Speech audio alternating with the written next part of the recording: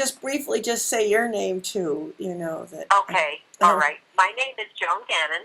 I'm a religious of the Sacred Heart, and I'm kneeling beside one of our, will hate me for this, one of our wisdom figures, and who is a religious of the Sacred Heart, in her mid-90s, whose life has been most extraordinary.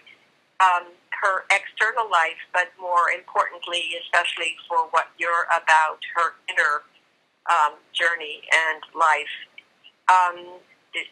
Although she grew up in the early part of the 20th century, she's very much a woman of the 21st century, and she's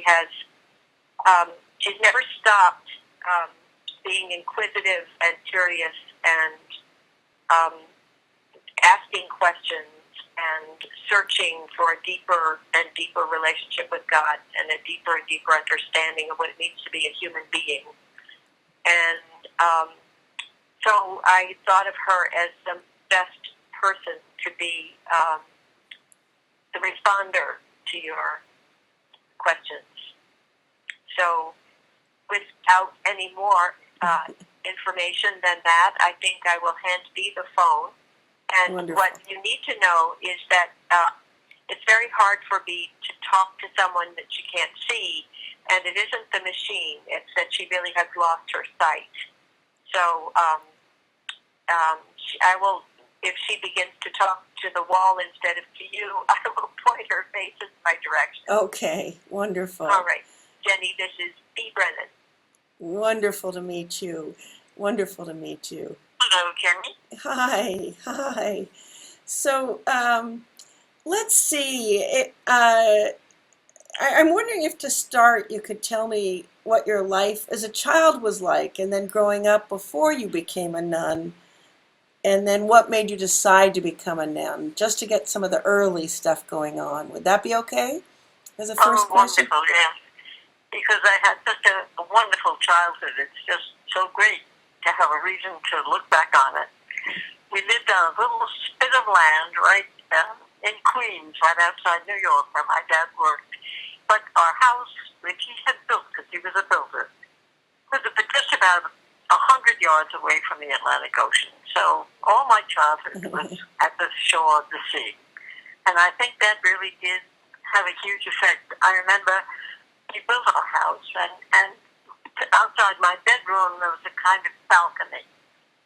And I used to go out there at night, and I'd look up at the stars, and I'd listen to the waves crashing on the shore. And I guess because of that location, I think I always lived in a huge context of sea and sky. Beautiful, beautiful. So that had you contemplating God then?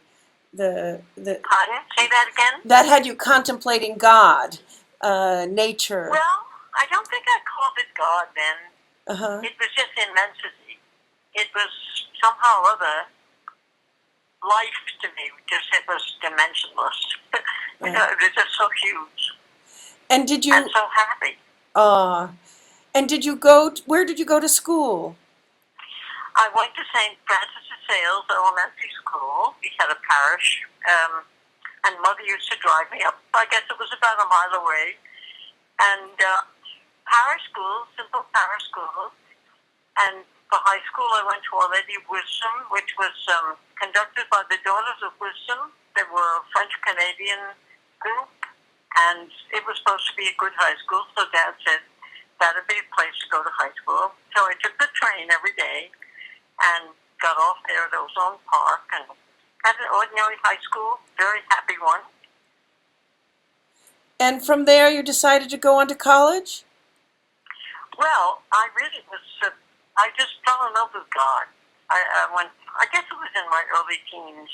And I think the sea and the sky and the immensity of nature had an immense effect on me. I just felt I couldn't just live except in that context, I guess. Right. I don't know how to put it. Right. But anyway, I just wanted to belong to God. And I didn't want to be a nun. I really didn't. But I thought, I guess this is the only way that you can do it.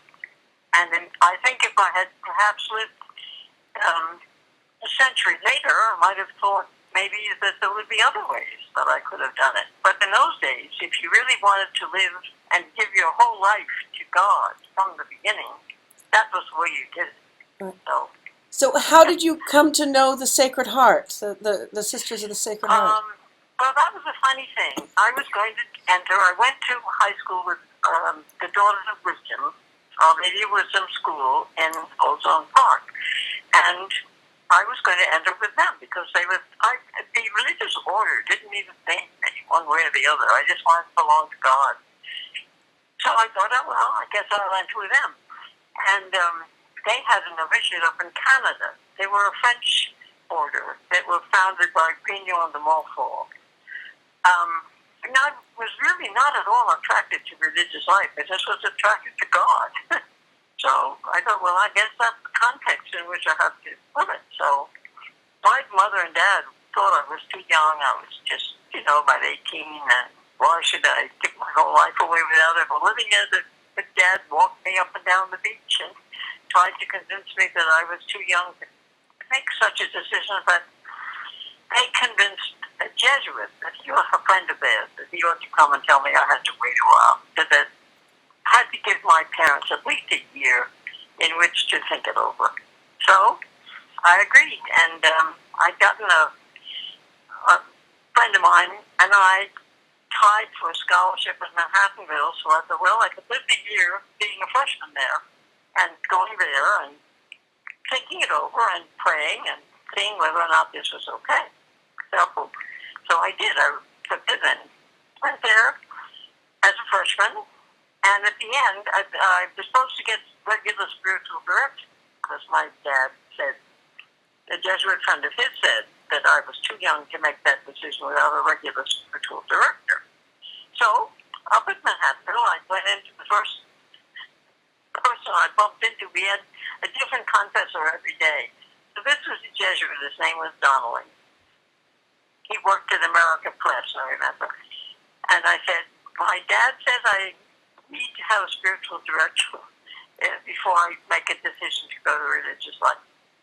So he was willing to take me on, and he went out to see them at one point, the Daughters of Wisdom. I came back and he said, they're very fervent, but they're just too French. So I didn't know what that meant, too French, but nonetheless, he thought they were too French.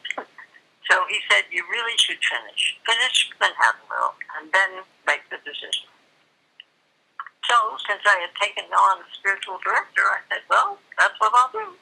Mm-hmm. And so I did, and I never regretted it, because I really did grow up, I didn't realize how immature I was. So, at the end, it all kind of worked out so that I entered the society instead, and I've never regretted a minute of it. Now, when you were at Manhattanville, were you studying theology? No, I majored in philosophy, and I minored in English, and took a regular BA course, Okay. And then, did you ever question whether you wanted to be a Catholic or not, or was that a given? I think I was kind of sold on the fact that Catholicism was basic Christianity. I think the love I felt was not for a religion or a system of any kind. I think I really was in love with God. And I think that came from early in my life when I stood outside my bedroom. We had a kind of a balcony out there, and I listened to the sound of the sea, and I looked up at the stars, and it just all seemed... When my dad was questioning me about it, he said, you're only 18. You want to give your whole life away and you haven't even begun to live it? And I said, oh, Dad, life is so short. I think if I'd known then I was going to live to be 96, I think I might have said, let's wait a while, to make a big life decision like that. But it seemed to me that life was going to be very short and it would be soon over, and we were made for God, and so let's do it all at once. Now, Did you you mentioned that you grew up during your time in Manhattanville. In what way do you think you grew up in readiness to become a nun? Is if that's something you can describe. Well, I don't know that I can. It just was a normal maturing process, and Mm. I got to see the world in a much bigger context. And we've been terribly lucky at that time because we had people like Catherine de Hewitt, who was working down in Harlem, and so I got to go down from the Heights so proudly standing, as we used to say, and go down into Harlem, right from there, down to St. Nicholas Park, and go over and work there with Baroness de Hewitt, and I knew Dorothy Day, and worked at the Catholic Worker a bit, and got a sense of breadth, I think. So I think because my spirit, I think my vocation was a very personal thing between myself and God, as if that were all that existed, you know? But I think in the college years, my eyes opened, and I saw the world in a much larger context. so you had a very activism approach to God as well, if you were involved with the Catholic Worker and also with Yes, Catherine. yes. Yes, I don't think I ever thought of religious life as a contemplative. I just knew that it would have to be service of some kind And as well. and how did you find working for the Catholic Worker? In what way did you help? Did you go on a daily basis or?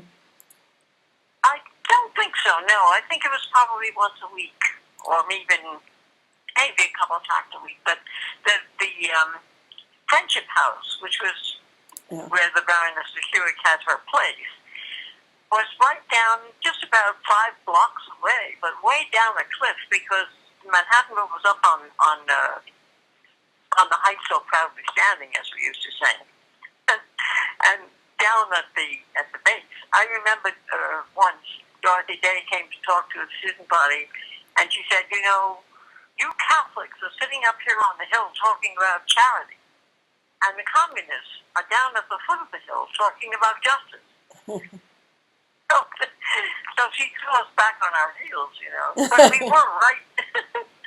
We were right in the midst of a very turbulent time. It was the Second World War. I graduated in 41, so it was from 37 to 41, where Europe was in the First World War, and you've got a sense of a huge context. This is an aside. I worked and lived at a Catholic Worker at one point, and did you know Robert Lax by any chance?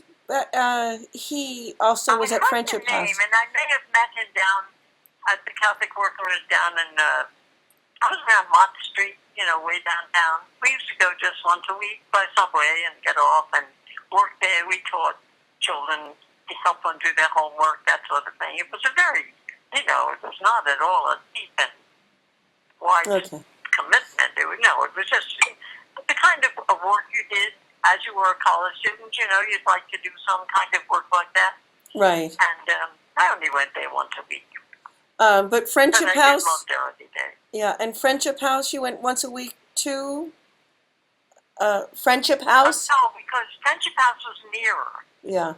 And so we used to go over there. I don't know why we went, but Catherine de Hewitt was there, and the Baroness, you know, she was kind of a...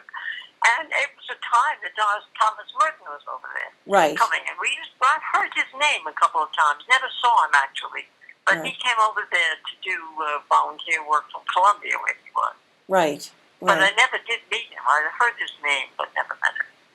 Now, when did I noticed online that one of your students credited you with introducing her to Julian of Norwich.